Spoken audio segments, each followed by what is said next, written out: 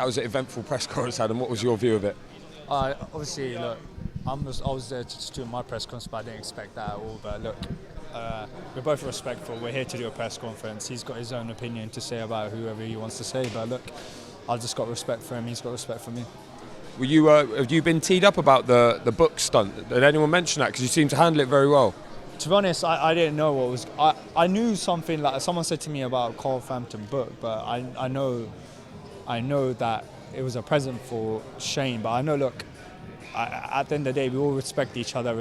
Like, we all should respect each other, and don't, we're selling the fight as it is. Look, we don't need to bad mouth about anyone. The fight itself is a massive fight.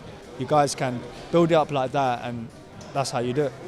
It's the first time in your career you've had something like this, like real chat at a presser like that, even though it wasn't directed towards you, as something else to handle. Yeah, of course. Look, it's every day's a learning day, and I'm learning something new that I know how to handle the matter. It's not about me just saying, oh, you're this, you're that. It's about saying it in a respectful way and don't say nothing back. That's it. It was suggested in the presser there just how long this relationship with Ohara goes back. Like, we're in the Peacock Gym now, or one part of it. Years and years ago you were here with Tunde, and so was he. It's strange how things work out in the end. Yeah, 100%. Look, I used to train with them back in that gym over there across the road, which is Peacocks, and it's amazing how look, anything can happen. Because obviously we're friends at the end of the day, but after the fight we're still going to be friends. Whatever happens in the ring, so I've got respect for him, he's got respect for me.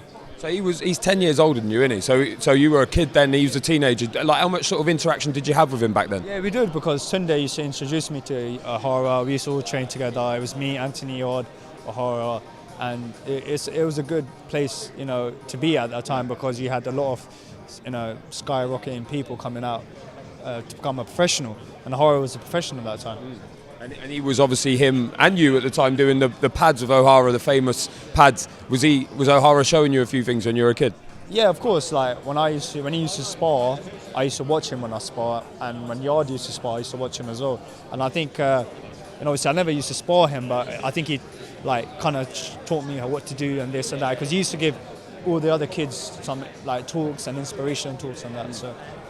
What was your initial reaction when this fight was put to you? Because Andy Scott said there, it was kind of came out of left field a bit. It makes a lot of sense now, but when it was first put to you, Ohara Davies, what was your initial reaction based on what you just said? I gave my, I was happy to fight anyone, but when my team sat down with obviously Ben, Shane, Jake, all my team, they sat down and spoke about the fight, and they're the one who brought it up to me and said, look, you should take this fight. I think it's a great fight for the public, the great fight for the media. It's a great fight for both of you people, so it'd be good.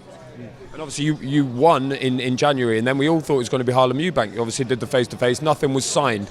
We've heard from Harlem about his side of the story, what happened. From your point of view, what happened there? Why did that fight not happen next? His side I can say is totally wrong, because he didn't want the fight. I wanted the fight. The fight was done, it was all done, and he's the one who decided to pull out the fight.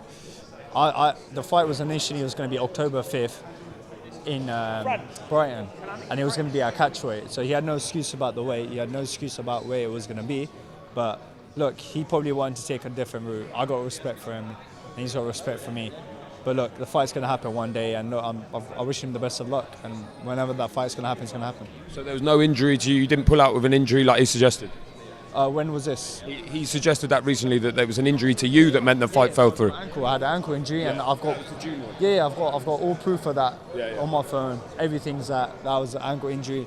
I don't always see on about saying it's the excuse, because it was a big matter at that time. But I told him October 5th, let's fight.